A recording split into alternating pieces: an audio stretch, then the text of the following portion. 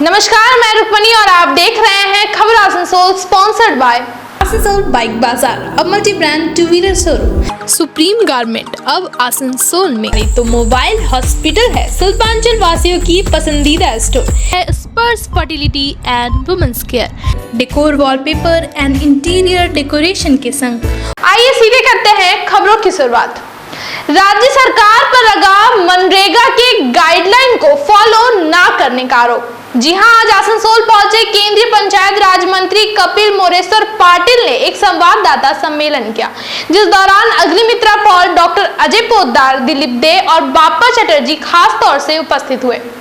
केंद्रीय पंचायत राज मंत्री कपिल मोरेश्वर पाटिल ने प्रधानमंत्री नरेंद्र मोदी के नेतृत्व में केंद्र सरकार द्वारा पिछले 9 वर्षों में किए गए कार्यों की चर्चा इस संवाददाता सम्मेलन के दौरान की। वहीं जब उनसे पूछा गया कि पश्चिम बंगाल सरकार को लेकर क्या शिकायत आई जिसके बाद उनके फंड को रोक दिया गया, तो उन्होंने कहा कि बंगाल के लोगों द्वारा ही शिकायत की गई थी कि मनरेगा के काम में धांधली हुई है और इंक्वायरी की मांग की गई थी, जिसके बाद इस पर इंक्वायरी हुई और यह पाया गया कि कोई भी काम गाइडलाइन के साथ हुआ ही नहीं है, इसलिए पेमेंट को रोक दिया गया।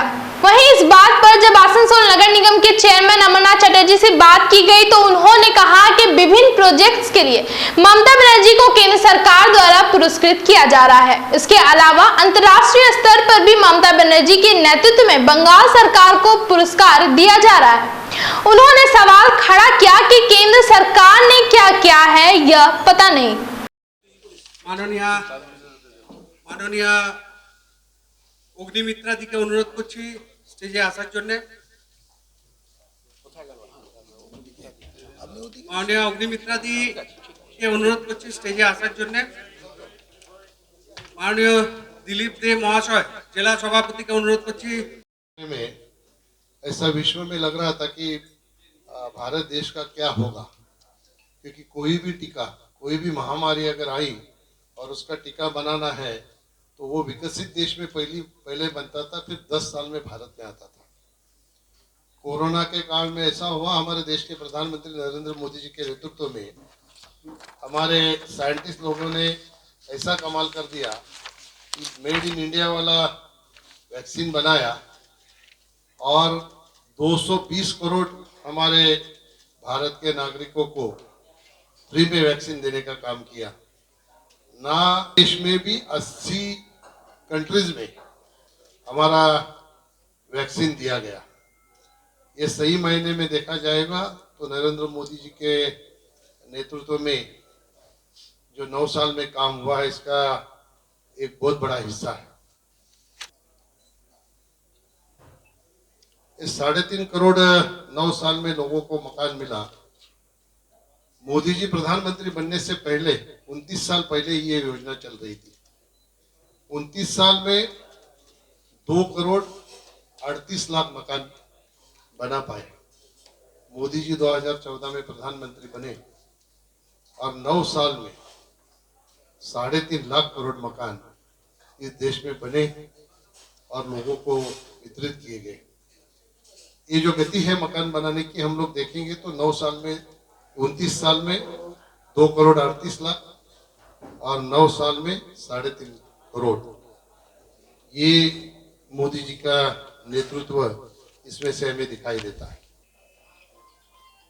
शौचालय का आपने देखा, अभी हमारी बेटियां इज्जत से स्कूल में जाती है।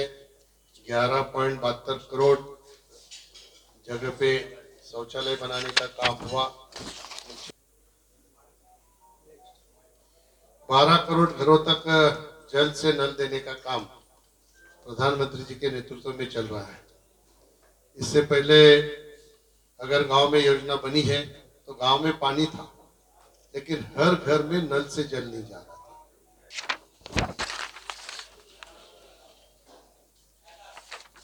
उज्ज्वला योजना के माध्यम से जो हमारे बहनों में बीमारियां फैलती थी धुएं के कारण, वो हटा के 9 करोड़ 6 लाख बहनों को मुफ्त सिलेंडर देने का काम इस योजना के तहत हुआ है। मुझे बताना तो सब्सिडी छोड़ने का आह्वान उन्होंने किया, तो एक ही महीने के अंदर 2 करोड़ लोगों ने सब्सिडी छोड़ दी और ये उज्ज्वला योजना सामने आई। उसमें से हमारे बहनों का सम्मान बढ़ाने का काम निश्चित तौर पर हुआ है। ये महामारी में 80 करोड़ लोगों तक कोरोना महामारी में मुफ्त राशन देने का काम हमारे देश के प्रधानमंत्री जी के नेतृत्व में हुआ है, स्कीम है और निश्चित तौर पर अपने आप में एक बहुत बड़ी योजना है। क्योंकि कोई हमारे घर में बीमार पहले पड़ता था और हमारे पास अगर पैसा नहीं है उसका इलाज करने के लिए, तो हम लोग हमारे रिश्तेदारों के पास मांगते थे। रिश्तेदार ने मना कर दिया तो कोई दोस्तों के पास मांगते थे, वहां से भी नहीं मिला तो घर के गहने हम लोग गिरवी रख के पैसा खड़ा करके ये घर के कोई बीमार आदमी का इलाज करते थे। लेकिन मोदी जी ने ये सारी बातों को ध्यान में रखते हुए इस तरह की परिस्थिति किसी के ऊपर ना आए, इसलिए आयुष्मान भारत योजना लाया। इसमें 5 लाख रुपए तक का कवरेज हर एक आदमी को मिल रहा है। पैड के बारे में हम लोग, मैं तो खुद गांव से आता हूँ, आप में से कुछ लोग गांव में रहते होंगे। पहले तो क्या पुरानी साड़ी को फाड़ के हमारी माता बहनें ये यूज करती थी। अभी 1 रुपए में सबको ये सुविधा प्रधानमंत्री जी के नेतृत्व में भारत सरकार ने की। আমি তো অত উঁচু পোস্ট তো আমার নয়। তো কেন্দ্রীয় সরকার পশ্চিমবঙ্গের যতগুলো প্রজেক্ট রয়েছে প্রত্যেকটি প্রজেক্টের সমস্ত পুরস্কার পাচ্ছে কে? মমতা বন্দ্যোপাধ্যায়। সে 100 দিনের কাজেরও পুরস্কার পাচ্ছে, ভালো রাস্তার জন্যও পুরস্কার পাচ্ছে, আপনার চাষের জন্যও পুরস্কার পাচ্ছে, সমস্ত কিছুর পুরস্কার আপনার পাচ্ছে মমতা বন্দ্যোপাধ্যায়। এবং ইন্টারন্যাশনাল পশ্চিমবঙ্গের কাজের জন্য ইন্টারন্যাশনাল অ্যাওয়ার্ডও মমতা বন্দ্যোপাধ্যায়ের নেতৃত্বে পশ্চিমবঙ্গ সরকার পাচ্ছে। কেন্দ্রীয় সরকার কি করেছে জানি না, বিভিন্ন হোয়াটসঅ্যাপ ফেসবুক খুললে আমরা দেখতে পারি যে একমাত্র এই সরকার 2014 সালের পর থেকে কোনো রকমভাবে কোনো সরকারি প্রকল্প তৈরি করলো না, যেখানে বড় প্রজেক্ট তৈরি করলো না, যেখানে হাজার হাজার মানুষ কাজ করবে। কংগ্রেস গভর্নমেন্ট হোক, আগেকার মনমোহন সিংয়ের গভর্নমেন্ট হোক, ইন্দিরা গান্ধীর গভর্নমেন্ট হোক, লাল বাহাদুর শাস্ত্রীর গভর্নমেন্ট হোক, জওহরলাল নেহরুর গভর্নমেন্ট হোক, প্রত্যেককেই কিন্তু আমরা দেখেছি যে কেন্দ্রের বড় বড় প্রকল্পগুলোকে এমনভাবে প্রতিষ্ঠিত করেছে যেখানে লক্ষ লক্ষ হাজার হাজার কোটি কোটি মানুষ চাকরি পেয়েছে এবং তাদের অর্থসংস্থান হয়েছে। আমরা এখন দেখতে পাচ্ছি আর আদানিকে বড়লোক করবার জন্য এই সরকার উঠে পড়ে লেগেছেন। আজকে ভারতবর্ষে কোথায় প্লেন ল্যান্ড করবে সেটা ঠিক করে দেবে আদানি। বম্বের মতন বিখ্যাত শহর, পৃথিবী বিখ্যাত শহরের এয়ারপোর্টগুলো বিক্রি করে দেওয়া হলো আদানির হাতে। বিভিন্ন দিল্লির মতন জায়গায় যেখানে ভারতবর্ষের রাজধানী এবং পৃথিবী বিখ্যাত শহর, সেই রাজধানীর এয়ারপোর্ট বিক্রি করে দেওয়া হলো আদানিকে। এবং বিভিন্ন তেল কোম্পানিগুলোকে বিক্রি করে দেওয়া হচ্ছে আদবানিকে। গ্যাস তৈরি ভারত সরকারের যেটা নিজস্ব ব্যাপার, পেট্রোলিয়াম সেই সমস্তগুলোকে বিক্রি করে দিচ্ছে। এইভাবে ভারতবর্ষের একটা আর্থিক সংকট তৈরি হয়ে যাচ্ছে এবং যার জন্য ভারতবর্ষের মানুষ আজকে বিভিন্ন জায়গায় বিভিন্ন রকমভাবে অস্থিরতার মধ্যেখানে রয়েছে। কি উন্নয়ন হচ্ছে আমরা জানি না। বিভিন্ন শহরে ঘুরলে দেখতে পাই যে আমরা মানুষ খুবই কষ্টের মধ্যেখানে রয়েছে। এই সমস্ত বলে এখান পশ্চিমবঙ্গের মানুষকে কিছুতেই বোকা বানানো যাবে না, কারণ পশ্চিমবঙ্গের মানুষ মমতা বন্দ্যোপাধ্যায়ের নেতৃত্বের ওপর আস্থাবান এবং তারা দেখেছে যে পশ্চিমবঙ্গে বিভিন্ন জায়গায় বিভিন্ন রকম উন্নয়নের মধ্যেখান দিয়ে পশ্চিমবঙ্গে আস্তে আস্তে ভারতবর্ষের অন্য। बुरहानपुर के चित्रा मोड़ में घटी एक दुर्घटना से सभी लोग दहशत में आ गए हैं। उपस्थित लोगों से बात करने पर उन्होंने बताया कि 2 बाइक सवार बहुत ही तेज गति से आ रहे थे और उस दौरान पार हो रहे टोटो से वह टकरा गए और अपना नियंत्रण खो दिया, जिसके बाद बस के नीचे बाइक चली गई। लोगों ने बताया कि दोनों ही बाइक सवार बहुत ही बुरी तरह घायल हो गए हैं। इलाज के लिए उन्हें अस्पताल में भर्ती कराया गया है। কি গাড়ি বাস জানি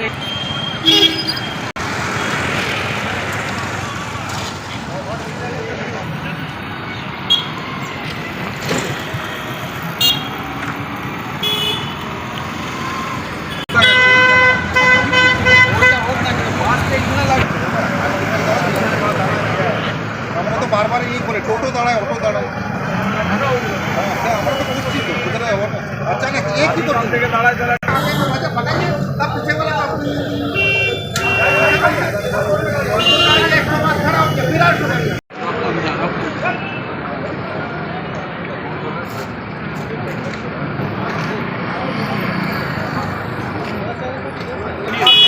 ए बाबू मजा मत कर, चल चल आगे बढ़, मेला नहीं लगा, चल।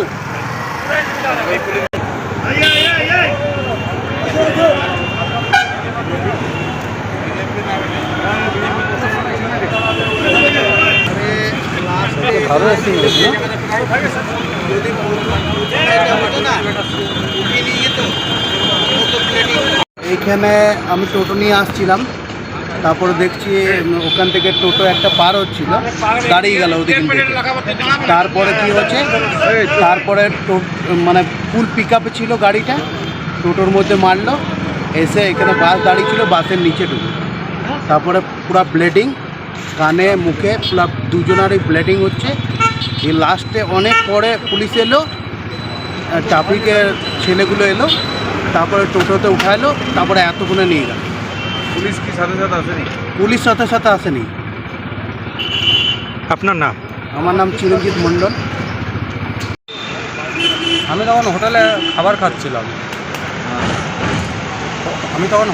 খাচ্ছিলাম, তো হঠাৎ করে দেখি যে টোটোটা দাঁড়ায় আছে, সাইডে বাইকটা ফাট করে আওয়াজটা পায়।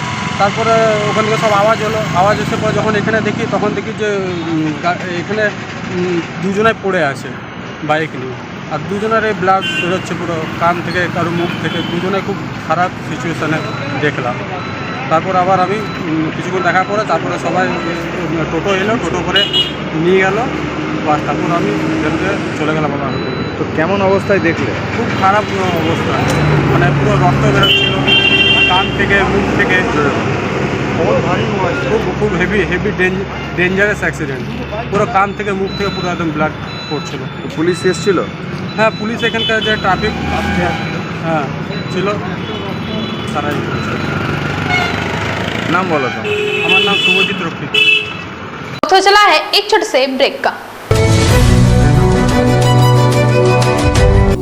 लगातार पिछले 4 सालों से आपकी सेवा में बना हुआ है आसनसोल बाइक बाजार, अब मल्टी ब्रांड 2 व्हीलर शोरूम।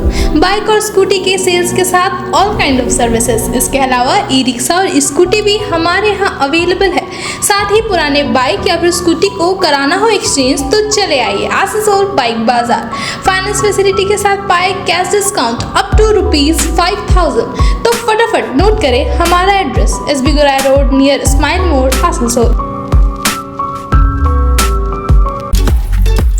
कई सुविधाओं के साथ आने वाले स्मार्टफोन्स की करनी हो खरीदारी तो मोबाइल हॉस्पिटल है शिल्पांचल वासियों की पसंदीदा स्टोर।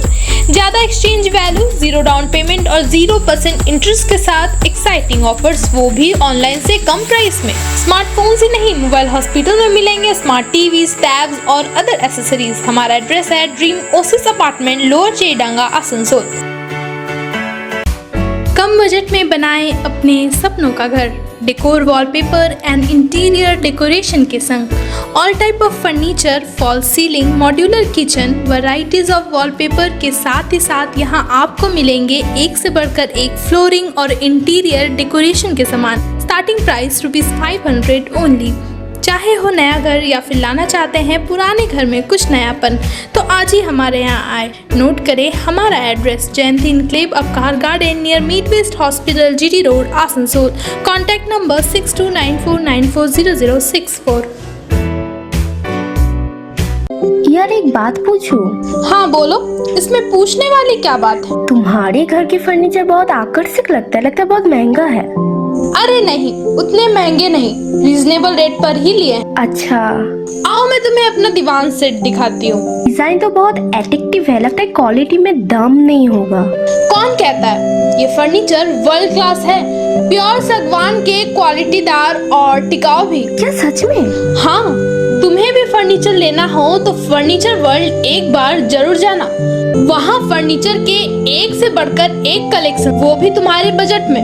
साथ ही वहाँ फाइनेंस फैसिलिटी भी उपलब्ध है। सच में? तब आज ही अपना हबी को कहूँगी फर्नीचर वर्ल्ड चढ़े। फर्नीचर वर्ल्ड, फर्नीचर लवर्स की पहली पसंद, जीटी रोड शनि मंदिर के सामने, Nooruddin road, Asansol. Men's wear की एक्सक्लूसिव शोरूम सुप्रीम गारमेंट अब आसनसोल में। मेंस के पसंद का खास ख्याल रखते हुए jeans, shirt, T shirt, trouser, jacket, blazer और शूज के अलावा और भी बहुत कुछ सिर्फ सुप्रीम गारमेंट में, जो कि है pocket friendly for every man. हमारे यहाँ 2500 या 2500 से ऊपर की खरीदारी करने पर आप ले सकते हैं लकी ड्रॉ में हिस्सा, जिसके विजेता को मिलेगा एक चमचमाती हुई स्कूटी। तो आज ही आए हमारे यहाँ। नोट करें हमारा address, TP market near techno commercial complex, Asansol. महिलाओं के समस्याओं के समाधान के लिए अब आसनसोल में शुरू हो गया है Sparsh fertility and women's care. यहाँ महिलाओं की जटिल से जटिल समस्याओं का सटीक इलाज किया जाता है। इसके अलावा विशेषकर इनफर्टिलिटी अर्थात बांझपन का निदान भी किया जाता है। ध्यान रहे हमारे यहाँ अत्याधुनिक तकनीक द्वारा इक्सी करने की भी सुविधा उपलब्ध है। यहाँ ओटी में HU व HEPA फिल्टर सिस्टम है, जिससे ओटी का वातावरण स्वच्छ और पोल्यूशन मुक्त रहता है। यूट्रस में माँ के गर्भाशय की तरह स्थिति रहती है। इसके अलावा अत्याधुनिक ICSI machine, world top notch laminar flow के साथ बेंच टॉप इंक्यूबेटर। अब मेट्रो सिटी की सुविधा आपको करीब मिलेंगे। इसके अलावा हमारे यहाँ डॉक्टर स्वयं सोनोग्राफी करते हैं और रिपोर्ट तुरंत दिया जाता है। तो महिलाओं की कोई भी समस्या हो, उसके लिए संपर्क करें स्पर्श फर्टिलिटी एंड वुमेन्स केयर। हमारा पता है आविष्कार building, 3rd floor, GT road, Asansol. Passenger बसों के भाड़े में वृद्धि की मांग लेकर आज पूरे बंगाल के विभिन्न जिलों के जिला शासक को ज्ञापन बस मिनी बस समन्वय समिति द्वारा सौंपा गया। संगठन की ओर से कहा गया कि 2018 में तय किए गए भाड़े को अभी तक चलाने की बात की जा रही है, जो कि संभव नहीं है। इसके अलावा टोटो और ऑटो चालकों द्वारा बस मिनी बस को हो रही असुविधा का जिक्र भी किया गया। एक तो गाड़ी देना रुक नहीं यार, हड़बड़ा कहाँ रहा, कागज तो खड़ा कर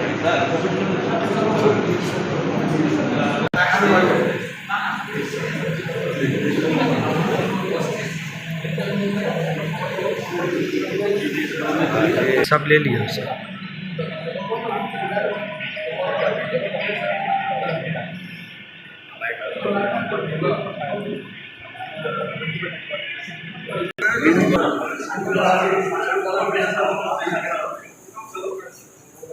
कागज तो दिखाने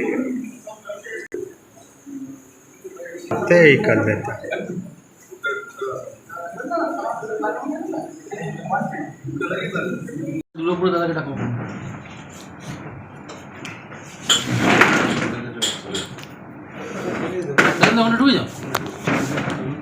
আপনি চলে আসবো মানে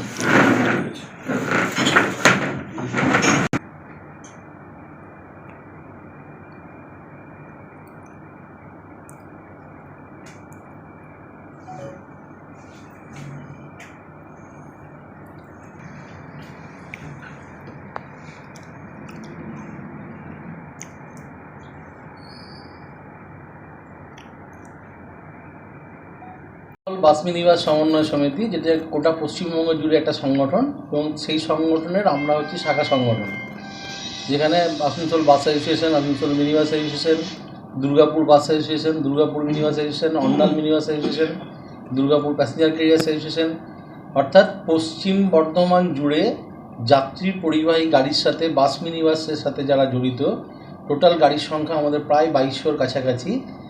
বাস এবং মিনি বাস আসানসোল দুর্গাপুর দুটো সাব ডিভিশনকে জুড়ে যারা চলছে, তাদের তরফ থেকে আমরা আজকে জেলা শাসকের কাছে ডেপুটেশন দিলাম। এই ডেপুটেশন শুধুমাত্র পশ্চিম বর্ধমান জেলা শাসক নয়, এটা আমরা কিন্তু গোটা পশ্চিমবঙ্গ জুড়ে, মানে আপনি ধরতে পারেন পাহাড় থেকে সাগর পর্যন্ত, অর্থাৎ দার্জিলিং জলপাইগুড়ি থেকে শুরু করে দীঘা পর্যন্ত সমস্ত জেলায় জেলায় একই সময়ে একইভাবে সমস্ত বাস মিনিবাসের মালিকরা তাদের নিজস্ব জেলায় জেলা শাসকের কাছে এই ডেপুটেশন দিলেন। এবার ডেপুটেশনের যেটা মূল বক্তব্য ছিল, যাত্রী পরিবাহী গাড়ি প্যাসেঞ্জার ট্রান্সপোর্ট যেটা রয়েছে তাদেরকে যদি বাঁচিয়ে রাখতে হয়, সেই গাড়িগুলোকে যদি আগামী দিনে চলতে হয়, তাহলে এমন কিছু সিদ্ধান্ত এখন পেন্ডিং রয়েছে যেগুলো যদি না হয় তাহলে এই সার্ভিস কিন্তু বাঁচিয়ে রাখা যাবে না। আপনারা সকলেই জানেন যে এখন প্রচুর সংখ্যক মানুষ আছেন যাদের কাছে 2 হুইলার আছে, 4 হুইলার আছে, কিন্তু আমরা যাদেরকে নিয়ে চলাফেরা করি, যাদের 2 হুইলার বা 4 হুইলারে যাওয়ার ক্ষমতা নেই বা অনেকে আছেন যেগুলোকে অ্যাভয়েড করতে চান, সেই সংখ্যার যে সদস্য যারা রয়েছেন, যাত্রী যারা রয়েছেন, তাদেরকে নিয়ে মূলত বাস মিনি বাস চলে। দূরপাল্লার ক্ষেত্রেও যেটা আছে, যেখানে 2 হুইলারে পৌঁছানো সম্ভব নয়, সেখানেও এখনও প্রতিনিয়ত বড় বাস সার্ভিস দিয়ে চলেছে।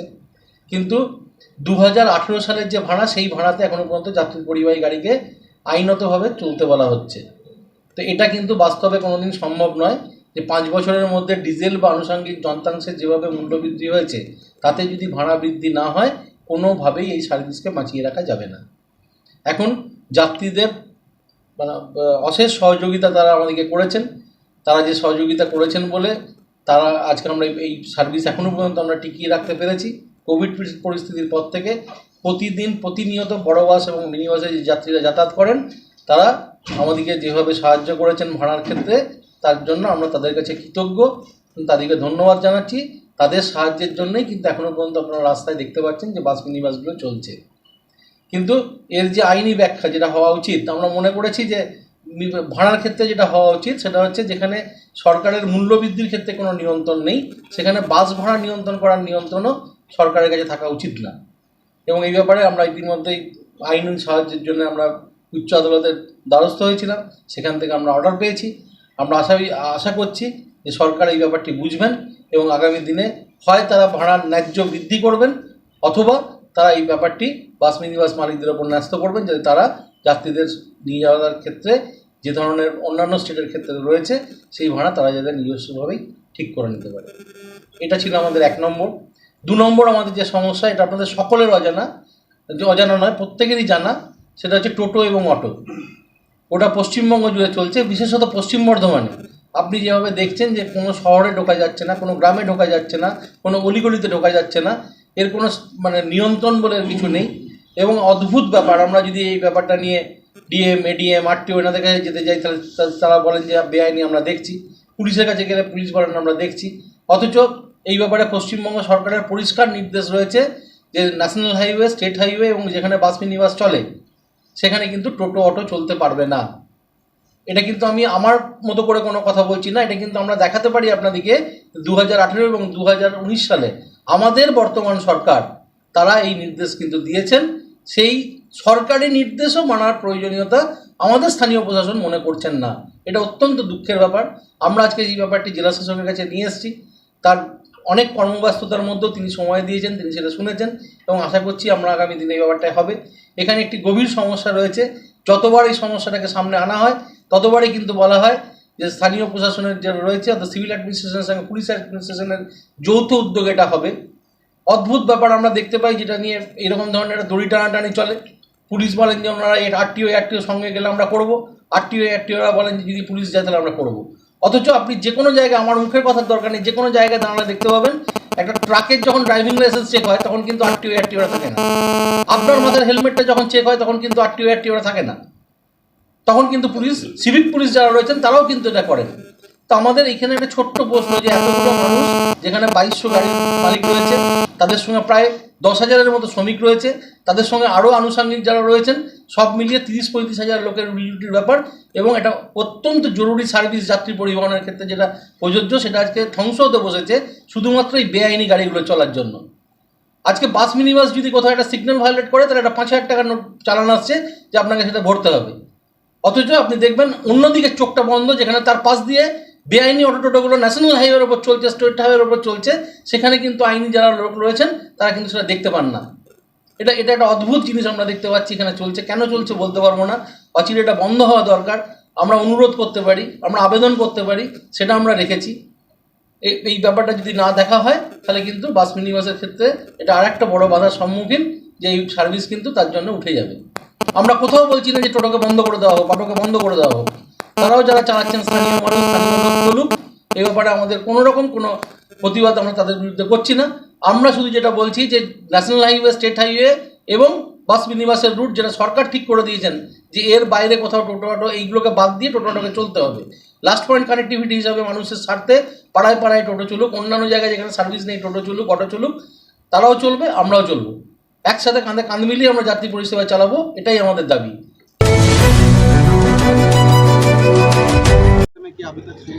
ये बिल्डिंग का काम रुका हुआ है, 50 बेडेड और इसमें सैंक्शन हुआ है 100 बेडेड ये हॉस्पिटल है, 50 बेड का ऐड हो जाएगा। इसमें 32 करोड़ रुपया सैंक्शन हुआ था, उसमें 26 करोड़ रुपया मिला। अभी ये काम क्यों रुका हुआ है इसकी जानकारी मुझे डॉक्टर ने दी है, तो ये सारी जानकारी लेके मैं लेबर मिनिस्टर हमारे जो भूपेंद्र यादव जी है उनसे बात करूँगा, तब इसमें क्या कर सकते हैं ये मैं बात करूंगा, तभी मुझे पता चलेगा और जल्द से जल्द हॉस्पिटल का काम शुरू हो इसके लिए कोशिश करूँ। क्या लगता है सर कब तक? आज मैं कुछ बोल नहीं पाऊंगा भैया, पहले ये मैं इस मंत्रालय का मंत्री नहीं हूँ, जो संबंधित मंत्री है। बिल्डिंग में दरारें आती हैं।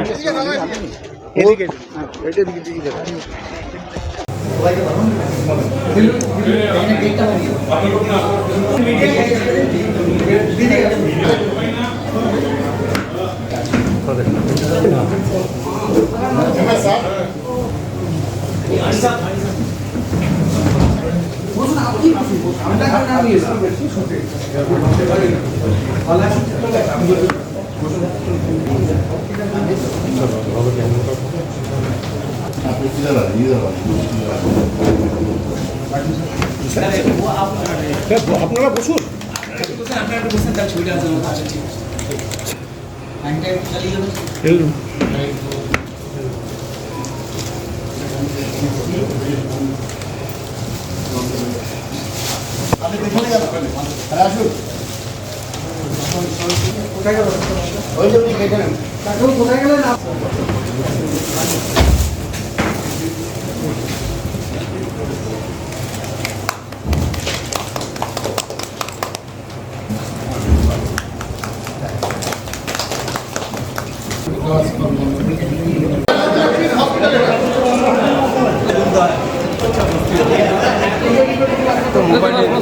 वो हाथ से एक हाथ से करिए ना दादा,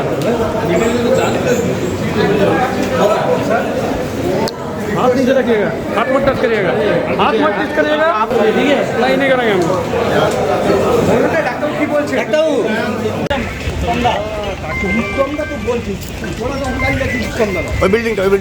इसमें 50 बेड का 50 करोड़ मिला था, अभी 36 इसका नोट दे दो मुझे क्यों रुका हुआ है।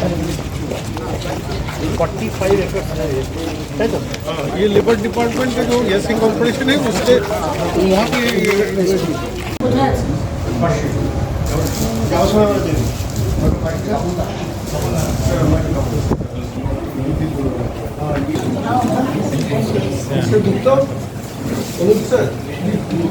हाँ इधर आइए, थोड़ा इधर आ गया। कंस्ट्रक्शन कम नहीं उनका सब 3 साल से काम कर रहा क्या कारण पता नहीं चला सर। HPL एक्चुअली बहुत होने के समय उसकी वजह से वहाँ पर पूरी जानकारी दे दो में कोई प्रॉब्लम है। 100 दिन का काम उसमें धांधली हुआ है, उसका पैसा नहीं देगा केंद्र सरकार, जो धन ने किया है उसी को देना पड़ेगा। वो मैंने उस बार कहा, फिर आप यहाँ पे आके वही सवाल पूछ रहे हैं। इसका जो इंक्वायरी हुआ है, फाइनेंस मिनिस्ट्री की जो गाइडलाइन होती है वो गाइडलाइन फॉलो नहीं हुआ, आरडी मिनिस्ट्री की गाइडलाइन होती है वो फॉलो नहीं हुआ, इसलिए केंद्र सरकार ने पैसा उसका रोका है। अगर कानून के तहत काम नहीं होगा तो कोई भी पैसा नहीं देगा। अगर राज्य सरकार का कोई प्रोजेक्ट है, कोई गलत तरीके से वो काम करेगा तो राज्य सरकार भी फंड नहीं देगा। तो आज तक जो काम हुआ है वो गलत हुआ है ये बोल रहे हैं, तो उसका पेमेंट नहीं हुआ। उसका पेमेंट राज्य सरकार करे, उन्होंने अगर उसमें कुछ गड़बड़ की है तो वो करे। और साफ था उसका कैसा देखे सर, स्वास्थ्य अवस्था कैसा देखें? अब तो आए थे, अब तो ये सही देखने आए थे, कैसे देखें? ये काम बंद पड़ा है, क्यों बंद पड़ा है इसकी जानकारी लूँगा। डॉक्टर ने मुझे सारी इन्फॉर्मेशन दी है। 32 करोड़ रुपए इसको सैंक्शन हुआ था, 26 करोड़ रुपए मिला है और जल्द से जल्द इसका काम शुरू करने के लिए हमारे लेबर मिनिस्टर है, उनसे बात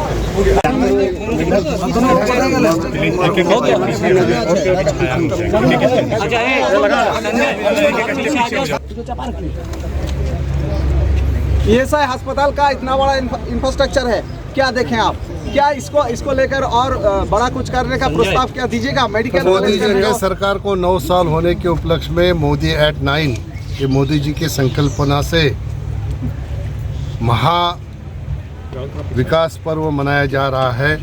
उसके तहत मैं यहाँ पे आया हूँ और इसलिए विकास पर्व के माध्यम से 9 सालों में मोदी जी के नेतृत्व में जो देश में काम हुआ है वो काम हर घर पहुँचे, इसलिए भारतीय जनता पार्टी ने ये प्रोग्राम बनाया है हमारे राष्ट्रीय अध्यक्ष नड्डा जी के नेतृत्व में। उसका एक हिस्सा करके मैं महा विकास पर्व के माध्यम से ये ईएसआई का हॉस्पिटल जो बिल्डिंग अभी तक उसका काम रुका हुआ है, ये देखने के लिए यहाँ पे आया हुआ था।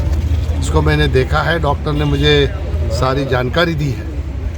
ये जानकारी हमारे भूपेंद्र यादव जी के पास बैठ के उनसे बात करूंगा, क्यों काम रुका है, जल्द से जल्द वो शुरू हो, इसलिए मैं कोशिश करूंगा। और यहाँ पे मैं जब आया तब यहाँ की विधायक हमारे अग्निमित्रा जी है, सांसद मेरे मित्र सौमित्र हैं, दिलीप डे हैं जो हमारे अध्यक्ष हैं, मिश्रा जी है, ये और कई हमारे साथियों ने यहाँ पे मांग की है कि इस डिस्ट्रिक्ट में मेडिकल कॉलेज नहीं है।